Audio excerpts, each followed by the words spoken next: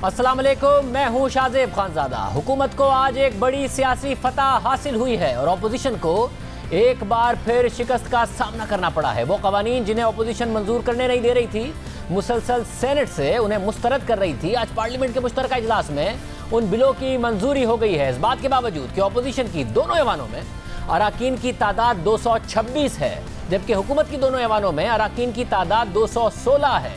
इस number game के बावजूद हुकूमत ने कई अहम बिलों पर तरामीम करके आज उन्हें मुश्तरका इजलास में पास करा लिया। मगर जो सबसे दो अहम बिल थे वो फैटफ से मुतालिक थे। अपोजिशन को इन बिलों से मुतालिक हुकूमती तरामीम पर एतराज़ था, जिसमें एक एंटी मनी लॉन्ड्रिंग बिल और दूसरा इस्लामाबाद वक्फ इमलाक बिल था। मगर आज अपोजिशन के एतराज़ात को मुस्तरद करके हुकूमत ने कई अहम बिलों को असम्बली से पास करवाया और वज़ीर आज़म ने इस बात पर हुकूमती अराकीन और इत्तेहादियों को मुबारकबाद दी कि वो मुल्क के साथ खड़े हुए। साथ ही अपोजिशन को तनकीद का निशाना भी बनाया कि उनके लीडरान और पाकिस्तान का मफाद एक नहीं है। अपने एलाइज को, अपनी पार्टी को, सब मेंबर्स को मैं आज इनको खराज तहसीन पेश करता हूँ और इनका शुक्रिया अदा करता हूँ कि इन्होंने आज एक बड़ी इम्पॉर्टेंट हमारे लिए आज दिन था और इन्होंने ये साबित किया है कि ये पाकिस्तान के साथ खड़े हुए हैं। मैंने आज अपोजिशन का जब रवैया देखा, जो मेरे दिल में खदशा था, जो मेरे इनके ऊपर मेरे व्यूज़ हैं, सब अपोजिशन पे नहीं, इनके जो लीडर्स हैं वो कंफर्म हो गए। आज वो कंफर्म तब भी हो गए जिस तरह इन्होंने फैटफ की लेजिस्लेशन को अप्रोच किया, क्योंकि फैटफ का ब्लैक लिस्ट में जाना मतलब इकोनॉमिक सैंक्शंस, उसका मतलब कि हमारी इकॉनमी क्रैश करना, उसका मतलब रुपया किधर रुकेगा, 250 पे 300 पे डॉलर जाएगा, किसी को नहीं पता, क्योंकि हमारे पास तो इतने फॉरेन एक्सचेंज रिजर्व नहीं है कि हम रुपए को सपोर्ट कर सकें। तो इन हालात के अंदर हम ये उम्मीद लगा रहे थे कि हमारे साथ मिलके ऑपोजिशन फैटफ की लेजिस्लेशन इसलिए पास करेगी कि ये पाकिस्तान के लिए है, हमें कोई ज़ाती फ़ायदा तो नहीं है। मेरी एक कन्विक्शन है, इनके लीडर्स का इंटरेस्ट और पाकिस्तान का इंटरेस्ट अपोज्ड है। फिक्र नहीं इनको, अपने ज़ाती इंटरेस्ट को प्रोटेक्ट करने के लिए इन्होंने हर किस्म की हमें ब्लैकमेल करने की कोशिश की। जबकि अपोजिशन का एतराज़ है कि जो तरामीम हुकूमत चाहती थी उसका फैटफ से ताल्लुक ही नहीं है। हम बिलों को बेहतर बनाना चाहते थे, हमने पहले भी फैटफ के लिए बिलों को वोट दिया, 7 बिल हमारी वजह से बेहतर हुए।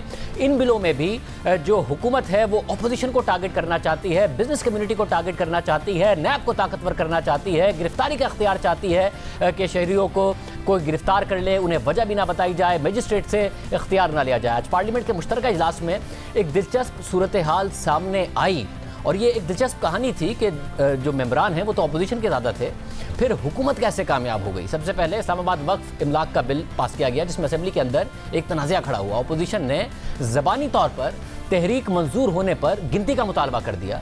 गिनती के दौरान भी बदमज़गी देखने में आई। हुकूमत कॉन्फिडेंट थी कि उनके नंबर ज़्यादा हैं, अपोजिशन कॉन्फिडेंट थी कि उनके नंबर ज़्यादा हैं, और मगर आखिर में 190 वोट्स के मुकाबले में 200 वोट्स के साथ हुकूमत तहरीक पेश करने में कामयाब हुई और फिर बिल भी मंजूर करा लिया। और इस बिल की मंजूरी के बाद एंटी मनी लॉन्ड्रिंग एक्ट में तरमीम का बिल भी पेश किया गया और अपोजिशन एतराज़ करती रह गई कि उन्हें बात करने नहीं दी जा रही। स्पीकर असेंबली पर तनकीद हुई, अपोजिशन ने वॉकआउट किया, मगर एंटी मनी लॉन्ड्रिंग बिल भी पास हो गया। 200 members rose in favor of the motion, 190 rose against the motion, so the motion is adopted. Ji, move the amendment. Move the amendment. All those in favor of it may say aye. All those that say no, I think ayes have it. The motion is adopted and consequently the bill is passed. आप जिस तरह house चला रहे हैं, इस house की इज्जत में मजीद इजाफा ही हो रहा है। यहाँ लीडर तो अपोजिशन खड़े होते हैं, लीडर पार्लियामेंट्री पार्टी खड़े होते हैं, आप उनको वक्त रूल्स के मुताबिक मैंने चलना है शाहिद साहब, रूल्स के मुताबिक मैंने चलना है। आप रूल 126 पढ़ लें, जनरल डिस्कशन पहले जरूरी है। अमेंडमेंट मूव करना चाहते हैं आप? रूल 126 रूलिंग दे दे। Now I put the amendment as moved. जी,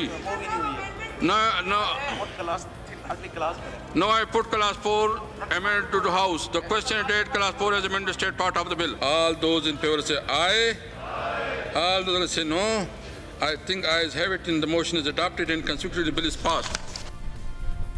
पहली दफा नहीं है कि ज्यादा तादाद होने के बावजूद ऑपोजिशन को शिकस्त का सामना करना पड़ा है। सेनेट में जब चेयरमैन सेनेट को हटाने गई थी ऑपोजिशन तो 65 इनके पास थे, 39 हुकूमत के पास थे सेनेटर्स, मगर फिर भी नाकामी हुई, आज भी नाकामी हुई। नून लीग के सीनियर रहनुमा साबिक वजीर आजम शाहिद खान अब्बासी साहब हमारे साथ मौजूद है। भाई साहब बहुत शुक्रिया। भाई साहब ज़ाहिर दो पहलू में इसके, एक पहलू है जिस पर वज़ीर आज़म बात कर रहे हैं कि फैटफ का मामला था ये, उस पर मैं बाद में आऊँगा, मगर जो सियासी पहलू है 227 आपके थे, 217 हुकूमत के पास थे, उनके 17 कम आए, 200 आपके 37 कम आए। एक बड़ी सियासी शिकस्त है। आप नंबर्स आपके पास थे मगर आप असेंबली में नहीं दिखा पाए, और ये पहली दफ़ा नहीं हुआ, अपोजिशन के साथ बार बार ये होता है। देखिए बहुत से लोगों की मजबूरियां होती हैं, और आप ये भी देखें कि ये जो जॉइंट सीटिंग थी इसका ऐलान कल रात को 10 बजे किया गया। तो ये जानबूझकर एक टैक्टिक था कि उनको मालूम था कि बहुत से लोग कुछ मुल्क से बाहर हैं, कुछ इलाज करवा रहे हैं। एक हमारी खातून जो है उनको आज हार्ट अटैक हुआ था, वो भी अस्पताल से पहुंच गई, लेकिन बहुत से लोग जो दूसरे शहरों में से नहीं पहुंच सके। बहरहाल बात इसकी नहीं है, बात यह है कि आज जो शक और शुबा पैदा हो गया है सारे प्रोसेस के बारे में, और आप यकीन करें कि हमारी काउंट जो थी वो 190 और 187 की थी। ये हमारी अनऑफिशियल समझे, जो भी समझे, जो हमने काउंट किया हाउस के अंदर तो 3 वोट अपोजिशन के ज्यादा थे।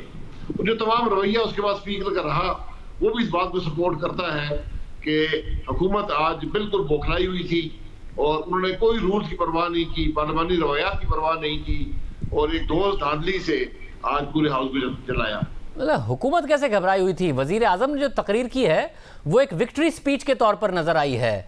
अब शहबाज शरीफ साहब बाद में कह रहे हैं कि जी हम स्पीकर के हवाले से, स्पीकर ने रेड लाइन क्रॉस कर दी है, हमें कोई फैसला करना पड़ेगा। आपने चेयरमैन सेनेट के लिए फैसला किया था, 65 थे आपके सेनेटर, 47 थे दूसरी तरफ, और आप लोगों को फिर भी शिकस्त हो गई। ये आपकी शिकस्त है। वजीर आजम तो विक्ट्री स्पीच कर रहे थे।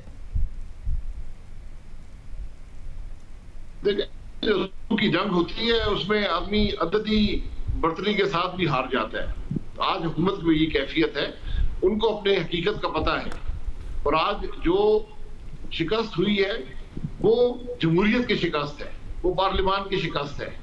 आज जमहूरी रवायात तबाह की गई, आज पार्लियामान की रवायात को पामाल किया गया, आज कोई जमहूरी कदरें सामने नहीं रखी गई।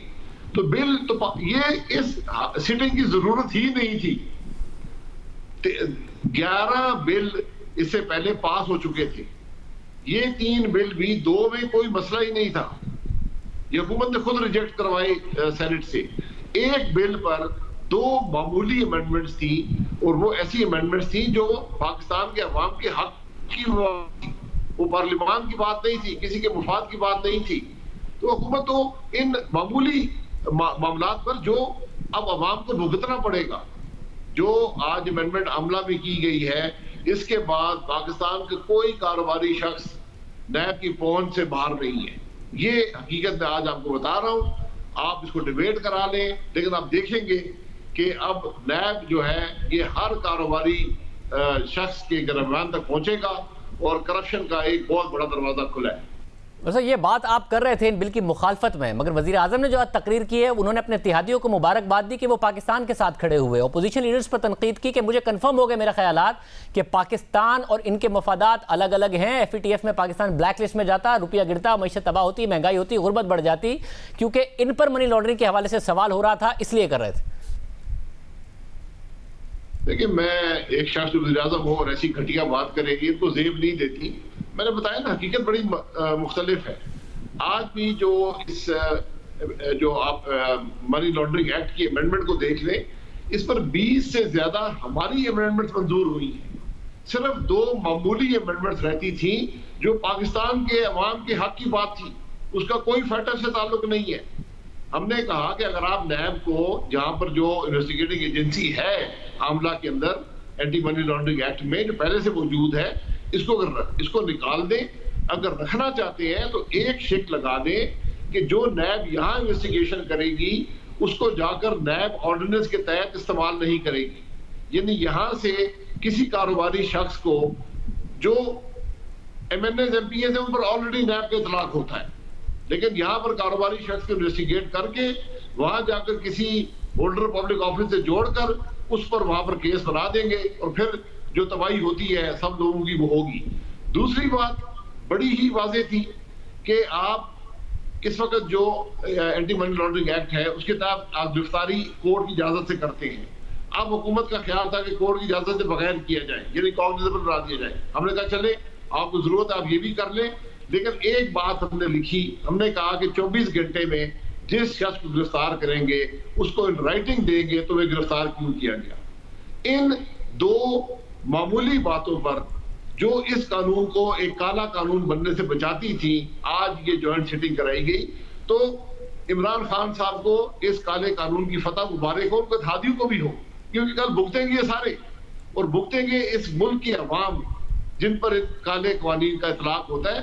ये काले कानून माजी में भी बने हैं, हमने बारहा हुकूमत को समझाया, और आप यकीन करेंगे 7 कानून में जो अमेंडमेंट हमने की हैं, आप उन कानून की पहली शक्ल देख ले और हमारे अमेंडमेंट के बाद उनकी शक्ल देख ले, और आज किस मुंह से वज़ीर आज़म कहता है कि अपोजिशन ने पाकिस्तान का साथ नहीं दिया।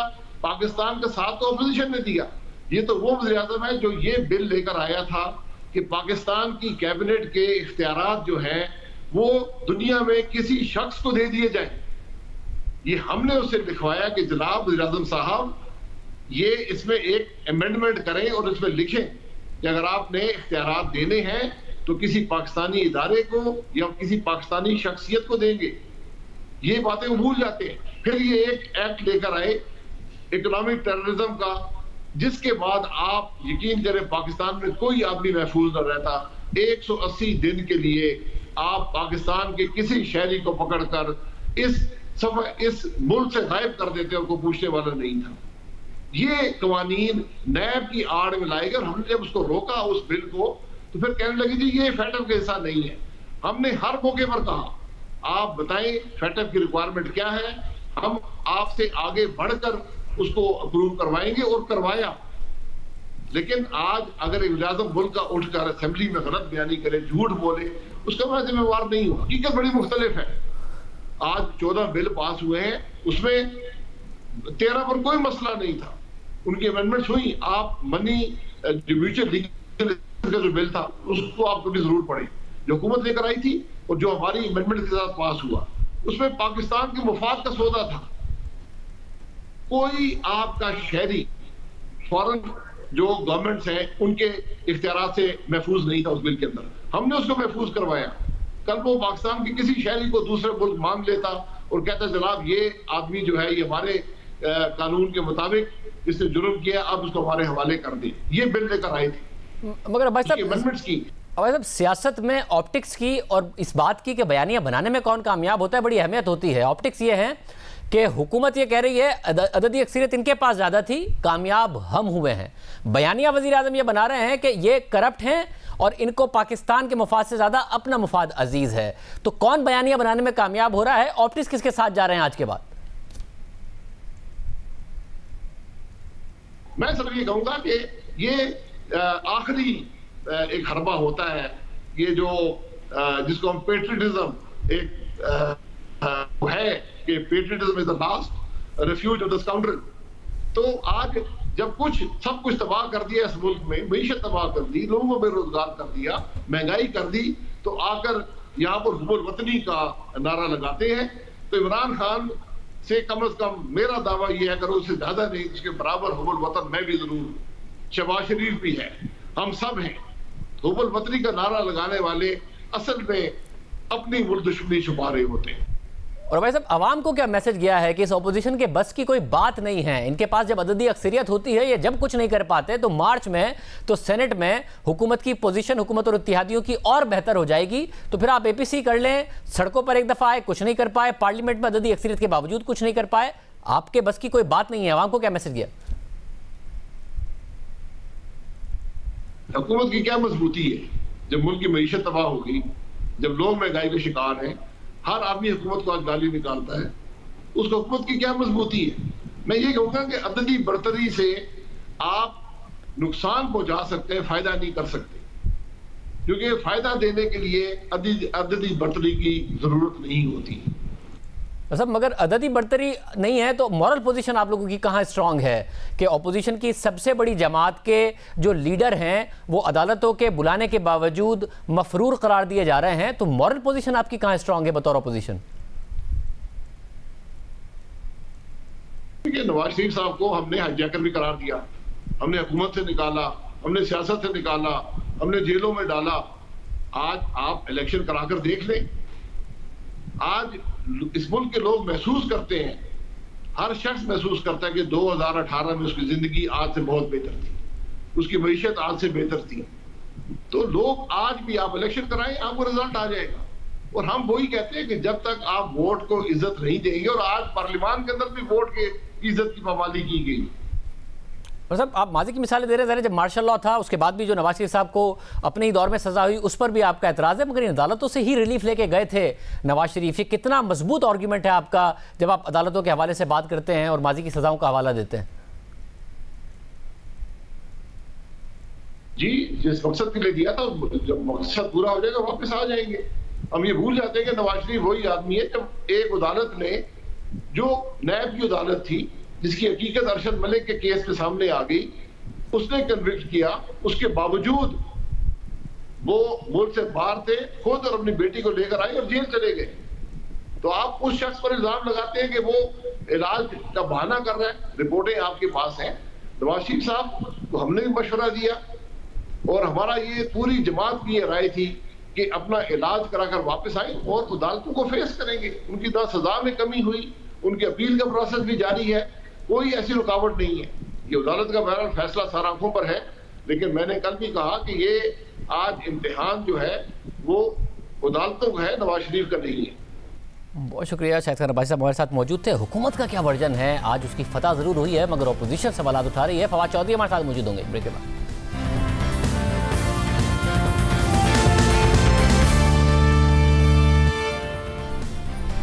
आज हुकूमत की कामयाबी हुई है, ऑपोजिशन एतराज उठा रही है। फवाद चौधरी साहब हमारे साथ मौजूद है। फवाद चौधरी साहब बहुत शुक्रिया। शाहिद खान अब्बासी साहब हमारे साथ मौजूद थे और उनका कहना था कि 190 हमारे थे, 187 हुकूमत के थे, गलत गिनती की गई, हमें बोलने नहीं दिया गया, ये जमहूरी रिवायात की खिलाफ वर्जी हुई है।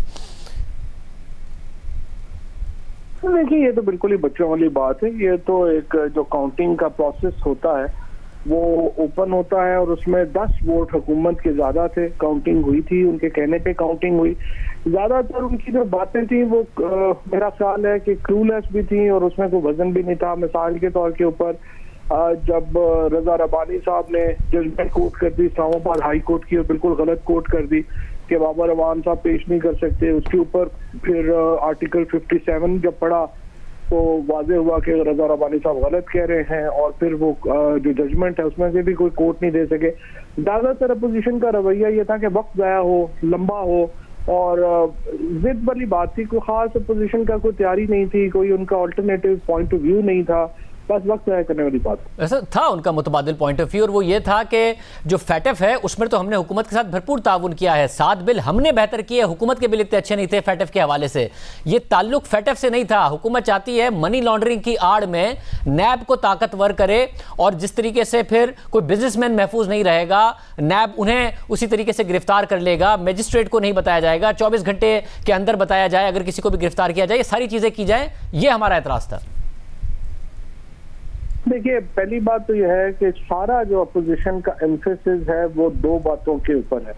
वो ये है कि जो नैब, ये जो मनी लॉन्ड्रिंग है, इसको आप काबिले दस्त अंदाज पुलिस जुर्म करार ना दें और नैब की जुरिस्डिक्शन जो है उसको आउट किया जाए। इन 2 चीजों के अलावा बाकी चीजों पर बाकी अपोजिशन को कोई एतराज नहीं है, लेकिन जो ये 2 चीजें हैं ये बुनियादी बातें हैं मनी लॉन्ड्रिंग के हवाले से। अब इसमें मसला जो उनको लगता है वो ये है कि शहबाज शरीफ साहब के ऊपर, आसिफ जरदारी के ऊपर सारे जो मुकदमात हैं वो मनी लॉन्ड्रिंग के हैं।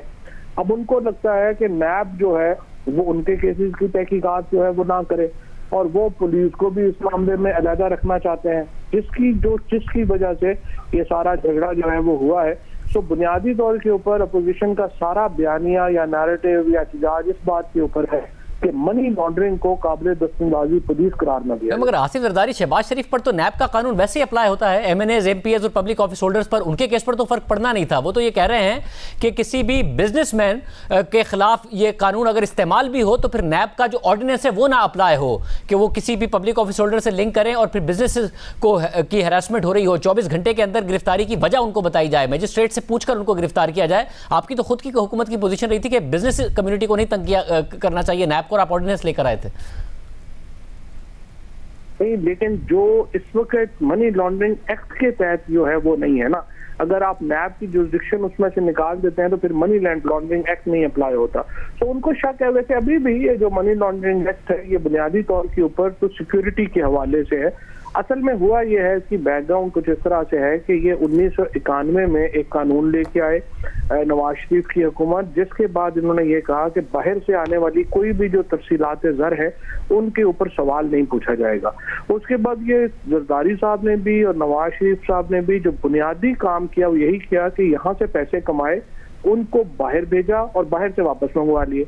अब ये जो सारे केसेस हैं या जो इनके ऊपर सारे मुकदमात हैं वो पैसे बाहर भी बहुत सारे रखे। मसलन जिस तरह से आज प्राइम मिनिस्टर साहब ने कहा मेफेयर की महंगी तरीन जगह के ऊपर अपार्टमेंट्स आपने कैसे खरीदे, इसी तरीके से जो जरदारी साहब की जायदादें हैं वो कैसे बनी। तो ये जो सारे एक्चुअली पैसा था वो बाहर भी रखा गया और उसको वापस भी मंगवाया गया और उसको महफूज बनाने के लिए सारे दादार हैं, उसके अलावा कोई प्रॉब्लम नहीं। मतलब अगर टीटीज के जरिए पैसे वापस लाने का इल्जाम तो बहुत सारे ऐसे लोग हैं जो हुकूमत में मौजूद हैं, वुज़रा पर भी है, उनकी तहकीकात आगे नहीं बढ़ रही, अरबों रुपए का उन पर इल्जाम है। वज़ीर आज़म ने आज भारत की भी एक हवाले से मिसाल दी मनी लॉन्ड्रिंग के हवाले से, वो जरा देखिए। यूट्यूब के ऊपर एक वीडियो देख रहा था कि किस तरह हिंदुस्तान में बता रहे हैं कि उनके बड़े बड़े अमीर लोग जिन्होंने पैसे चोरी किए हुए हैं वो सब लंदन में बैठे हुए हैं और उनके पास अरबों डॉलर्स की प्रॉपर्टीज और उनकी बैंक अकाउंट्स हैं, लेकिन हिंदुस्तान की हुकूमत के लिए बड़ा मुश्किल है वो पैसा वापस लाना। सब भारत में भी लोग मनी लॉन्ड्रिंग करके अगर पैसा बाहर लेके गए तो वज़ीर आज़म जो बार बार कहते हैं कि जी इन्होंने बाहर जो पैसे जायदाद रखी है इसलिए ये नहीं चाहते और फैटिफ से उसको जोड़ते हैं, तो भारत में भी तो इतना अरबों डॉलर की मनी लॉन्ड्रिंग का खुद बता रहे हैं वज़ीर आज़म ने यूट्यूब पे देखा है, वो क्यों नहीं गए फैटिफ की ग्रे लिस्ट में, उन्हें क्यों नहीं खतरा ब्लैक लिस्ट में जाने का। पाकिस्तान का मसला तो मनी लॉन्ड्रिंग के जरिए टेरर फाइनेंसिंग का है ना कि मनी लॉन्ड्रिंग के जरिए करप्शन का है, जिसकी पहले भी केसेस बने हुए और तहकीकात हो रही। नहीं, हमारे साथ तो डबल एज हुआ ना। हमने जब ये कवानीन बनाए तो उसके साथ जो टेरर फाइनेंसिंग है उन लोगों ने भी उससे फायदा उठाया। जब आप कवानीन को इस तरह से डिजाइन करेंगे कि पाकिस्तान में जो बादशाह है अगर वही फैसला कर ले कि उसने कवानीन ऐसे बनाने हैं जिससे वो पैसे बना सके बाहर, तो फिर जाहिर है उससे बाकी लोगों ने भी फायदा उठाया। तो पाकिस्तान में जो टेरर फाइनेंसिंग है उसका भी इन्हीं जो लूप होल्स हैं उनसे फायदा उठाया गया। वज़ीर आज़म तो स्पेसिफिकली खास तौर से जोड़ते हैं ना कि जी अपोजिशन की इसका मसला है इसलिए मनी लॉन्ड्रिंग के खिलाफ कानून नहीं चाहते और फैटिफ में पाकिस्तान को कराए। तो फैटिफ का मसला इस मनी लॉन्ड्रिंग का तो नहीं है, अगर ये है भी तो फैटिफ का मसला तो है, दुनिया का मुकदमा ये है कि जी पाकिस्तान में अगर मनी लॉन्ड्रिंग हुई है तो वो टेरर फाइनेंसिंग के लिए इस्तेमाल हुई। ये बात आपकी बिल्कुल सही है कि जो मेन फोकस है वो टेरर फाइनेंसिंग के ऊपर है और इसका भी ये ज्यादा वैसे पोजीशन घबराई हुई है, हालांकि इसका मकसद जो है वो पॉलिटिकल फाइनेंसिंग से ज्यादा जो है वो टेरर फाइनेंसिंग रोकना है और वही उसके ऊपर जो है वो ये कानून लागू होगा। वज़ीर आज एक और अहम बात हुई, तेरे वज़ीर आज़म की अपनी पोजीशन थी कि बड़ी सख्त से सख्त सज़ा दें, चौक पे लटका दें, कुछ वफाकी वज़रा भी ये कह रहे थे, बट आपने और शेरी मज़ारी साहिबा ने एक बड़ी क्लियर पोजीशन ली कि भाई पहले कन्विक्शन रेट तो बेहतर कर दें, 3% लोगों को तो सज़ाएं होती हैं और हम बात कर रहे हैं कि चौक पे लटका दें और ये सारी चीज़ें, अदालती निज़ाम को बेहतर कर दें, ख़वातीन के लिए पुलिस निज़ाम को बेहतर कर दें। आज वज़ीर आज़म ने ज़रा आगे बढ़ के बात की है सज़ाओं से, वो ज़रा आवाम को दिखा दो फिर आपसे सवाल करते हैं। ये बिल तैयार हो रहा है, ये आपके सामने चंद दिनों में हम पेश करेंगे। सिर्फ यही नहीं कि इबरतनाक सजा देनी चाहिए, उसके ऊपर भी डिस्कस कर रहे हैं। हमने ये भी असेस किया कि ये भी जो हल अगर हम पकड़ भी लें और इंशाल्लाह एक तो पकड़ के दूसरे को पकड़ भी लेंगे, उसके बाद भी उसको कन्विक्ट करना आसान नहीं है। जिस तरह की वो एविडेंस देनी हो विटनेस बॉक्स में खड़े होके, वो बहुत मुश्किल होता है। तो उसके लिए भी हम प्रेपरेशन कर रहे हैं कि प्रोटेक्शन ऑफ विटनेस की, कि क्या उनको सामना ना करना पड़े अदालत में, तो उसकी भी इंशाल्लाह पूरी एक कॉम्प्रिहेंसिव एक लेजिस्लेशन लेके आएंगे। और सब ये अहम बात है कि कम से कम डिबेट आगे बढ़ी है कि ये जो इस किस्म के मुकदमात होते हैं, गैंग रेप के मुकदमात होते हैं, रेप के मुकदमात होते हैं, अब ये एक्सपेक्ट किया जाए कि डिबेट कम से कम आगे बढ़ेगी। वो जो चौक पर लटका दो सख्त से सख्त सज़ा से, कि भाई ये यकीनी बनाया जाए सज़ा को, या यहाँ पर डिबेट जाएगी? बिल्कुल, प्राइम मिनिस्टर साहब ने बड़ा इसके ऊपर एक वाज़ेह स्टैंड दिया है। I am very happy. मैंने जो 3-4 तजावीज़ पेश की थी वो भी मैंने पीएम साहब के सामने रखी हैं और उन्होंने कहा कि ये बातें बिल्कुल ठीक हैं। मिसाल मैंने कहा कि जो गैंग ये जो रेप केसेस हैं इसकी इन्वेस्टिगेशन जो है वो खवातीन अफसरान को करनी चाहिए और मर्द उनको मावनत जो है वो कर सकते हैं। इसी तरीके से हम अपनी एक एक्सरसाइज कर रहे हैं जिसमें हम रेप की जो DNA किट्स हैं कि हम पाकिस्तान में बनाना चाहते हैं ताकि वो सस्ती हों। तीसरा ये है कि आपकी जो कन्विक्शन रेट्स हैं उनको बढ़ाने के लिए जो एविडेंस कलेक्शन की इससे ज़ाहिर है सलाहियत जो है वो बढ़ेगी। फिर चौथा इंपॉर्टेंट बात जो पीएम साहब ने और भी बात की है, उन्होंने कहा रिपोर्टिंग नहीं है। देखें, जब तक आप इसको एक तशद्दुद के तौर पे नहीं देंगे और जो इसका जुल्म का शिकार हुई है खातून, वो अगर उसको विक्टिम शेमिंग होगी तो वो फिर ज़ाहिर रिपोर्टिंग नहीं होगी। तो प्राइम मिनिस्टर साहब ने 2 बहुत इंपॉर्टेंट बातें की हैं। उन्होंने कहा कि रिपोर्टिंग नहीं हो रही और कन्विक्शन नहीं हो रही, और ये 2 बुनियाद हैं हमारे किसी भी और जब हम लेजिस्लेटिव रिफॉर्म लेके आएंगे उसका जो बुनियाद है वो ये 2 चीज़। बहुत शुक्रिया। फवाद चौधरी साहब हमारे साथ मौजूद थे। यह अहम बात है। फवाद चौधरी, डॉक्टर शरी मज़ारी ने पोजीशन ली। अब कम से कम डिबेट आगे बढ़ी है। इस हवाले से एक स्टडी भी यही कह रही है कि बेशतर रेप केसेस में तो गिरफ्तारी और सज़ाएं ही नहीं होती। अगर सरकारी इदारे वॉर अगेंस्ट रेप के एदाद शुमार भी यही बता रहे हैं, जिसके मुताबिक पाकिस्तान में रेप केसेस में सज़ा की शरह सिर्फ 3% है, यानी 97% केसेस में मुजरिमान को सज़ाएं नहीं मिलती। एक तो पहले रिपोर्ट नहीं होते, ख़वातीन घबराती हैं रिपोर्ट करने से, जो रिपोर्ट हो जाते हैं उसमें भी 97% को सज़ाएं नहीं मिलती। तो जब शरह कन्विक्शन की 3% हो तो ऐसे जराइम की रोकथाम कैसे मुमकिन होगी? कानून मौजूद है, अमल दरामद नहीं हो रहा है। खामियां कहाँ हैं ये एदाद शुमार इस जानिब तवज्जो दिला रहे हैं कि सरेआम सज़ा का मामला जो है उससे चीज़ें नहीं हल हो जाएंगी, उससे मसला नहीं हल होगा, बल्कि रेप केसेस के मुजरिमान की गिरफ्तारी और सज़ा को यकीनी बनाने की ज़रूरत है। क्योंकि बेशतर केसेस रिपोर्ट नहीं होते, जो हो जाते हैं उनमें बहुत से केसेस में गिरफ्तारियाँ और सज़ाएँ नहीं होती। इस सारे मामले में पुलिस के निज़ाम को, जस्टिस सिस्टम को बेहतर करने की ज़रूरत है। प्रोग्राम में शामिल करते हैं।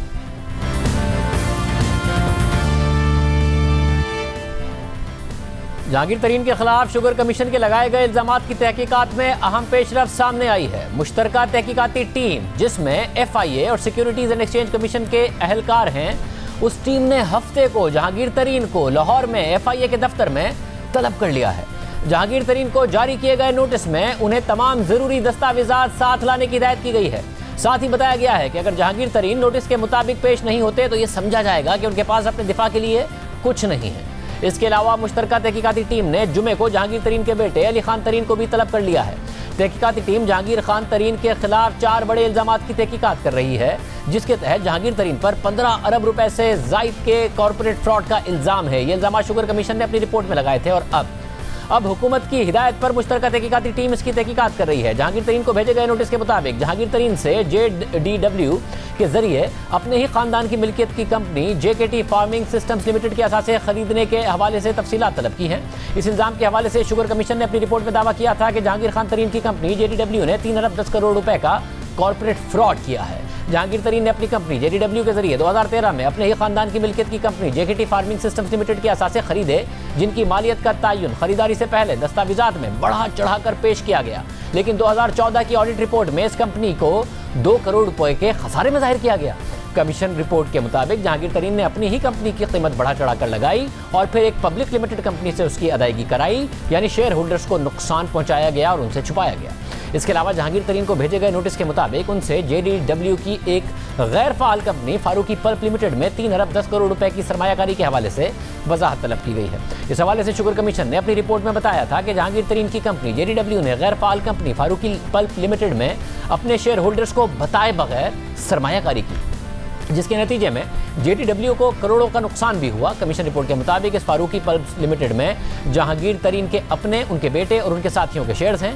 इसी तरह जहांगीर तरीन को CIT के भेजे गए नोटिस के मुताबिक उनसे अपने मुलाजिम के जरिए एक पब्लिक लिस्टेड कंपनी से 2.5 अरब रुपए का कैश निकलवाने से मुताल्लिक वजाहत तलब की गई है। इस इल्जाम के हवाले से शुगर कमीशन ने अपनी रिपोर्ट में लिखा था कि जब JDW की कैश ट्रांजैक्शंस का जायजा लिया गया तो पता चला कि 2017 से लेकर 2020 तक कंपनी के एक मुलाजिम आमिर वारिस ने कंपनी के मुख्तलिफ अकाउंट से 2.5 अरब रुपए कैश निकलवाए।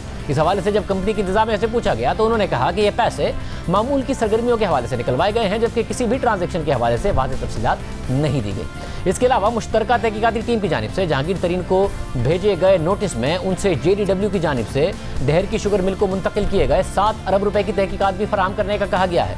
इस हवाले से शुगर कमीशन ने अपनी रिपोर्ट में बताया था कि JDW की तरफ से 7 अरब रुपए की डहर की शुगर मिल को मुंतकली है, जिसका जिक्र फाइनेंशियल स्टेटमेंट में नहीं किया गया है और ना ही कोई वजाहत पेश की गई है। शुगर कमीशन ने अपनी रिपोर्ट में जहांगीर तरीन पर कॉर्पोरेट फ्रॉड के ये इल्जामात लगाए थे, जिनकी तहकीकात के लिए हुकूमत ने FIA और ACCP पर मुश्तमिल टीम जुलाई में कायम की थी और तहकीकाती टीम को तफ्तीश मुकम्मल करने के लिए 90 दिन का वक्त दिया था। अब इस टीम ने जहांगीर तरीन को तलब किया है। इस हवाले से क्या तफसीलात हैं और जहांगीर तरीन क्या कह रहे हैं, वो पेश होंगे या नहीं होंगे, नुमाइंदा खुसूसी जाहिद गिशकोरी ने इस हवाले से तहकीकात की हैं। ब्रेक के बाद आपके सामने रखेंगे।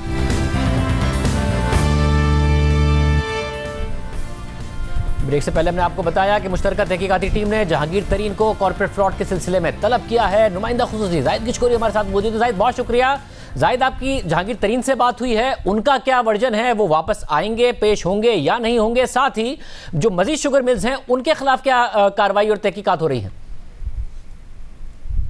शाहजेब, बिल्कुल जहांगीर तरीन के ये बताना है कि ये जो कॉर्पोरेट फ्रॉड की बात हो रही है ये बिल्कुल झूठ है। तमाम ऑडिट जो करवाए गए थे इस कंपनी के, इसके अलावा वो तमाम जो फ्रॉड है बताया जा रहा है इसमें कोई सच्चाई नहीं है, क्योंकि ये एक जेन्युइन लॉस था जो कि किसी भी बिजनेस में हो सकता है। बाकी इस केस में एक और पेशरफ्त है, वो मैं आपको बताता चलूँ। अल अरेबिया शुगर मिल में उसके कुछ लोगों को बुलाया गया था और बहुत जल्द जो हमारे सोर्सेज का बताना है उनके डायरेक्टर्स को, जो कि हमजा शहबाज शरीफ हैं, उनको भी 25 सितंबर के बाद समन किया जाएगा इस मुश्तरका तहकीकाती टीम की तरफ से, क्योंकि टीम को जो हमारे ज़राए बताते हैं 1 अरब 60 करोड़ रुपए की एक कॉर्पोरेट क्राइम और मनी लॉन्ड्रिंग के हवाले से कुछ शवाहिद ऐसे मिले हैं जिसकी वजह से इस शुगर मिल ने ये पैसा ट्रांसफ़र किया है रमज़ान शुगर मिल को। इसके अलावा 3 और एंटिटीज़ थी जो कि माली गोशवारों में शो नहीं किया गया है। इसके अलावा एक और तीसरी पेशरफ्त है, वो ये है कि अलायंस शुगर मिल, उसमें 2 अरब 25 करोड़ रुपए की एक सरमायाकारी सामने आई है। इस मुश्तरका तहकीकाती टीम ने कुछ ऐसे शवाहिद हासिल किए हैं जो हमें ज़रा बताते हैं। ये अलायंस शुगर मिल वफाकी पाकिस्तान तहरीक इंसाफ के एक वज़ीर हैं, उनके ख़ानदान की है, खुसरो बख्तियार के ख़ानदान की मलकियत है। इसमें भी तहकीकात आगे बढ़ी हैं। तो इस तरह से ये 3 बड़े पहलू हैं जिन पे बड़ी पेशरफ्त है। जिस तरह जहांगीर खान तरीन और उनके बेटे को तलब किया गया है, आने वाले दिनों में इन 2 बड़ी शुगर मिल के डायरेक्टर्स को भी तलब किया जाएगा। और जहांगीर तरीन से जब आपने पेश होने के हवाले से पूछा तो उन्होंने क्या जवाब दिया? जी, मैंने उससे ये भी पूछा था कि क्या वो पेश होंगे, क्योंकि ये नोटिस में बताया गया है कि वो इन पर्सन पेश हों, दोनों बाप बेटा, जुमे और हफ्ते को। इस पर उन्होंने कोई अभी तक जवाब नहीं दिया है। बहुत शुक्रिया। बिशोरी हमारे साथ मौजूद थे। देखते हैं कि इस मामले में तहकीकात किस हद तक आगे बढ़ती है। जा दीजिए। अल्लाह।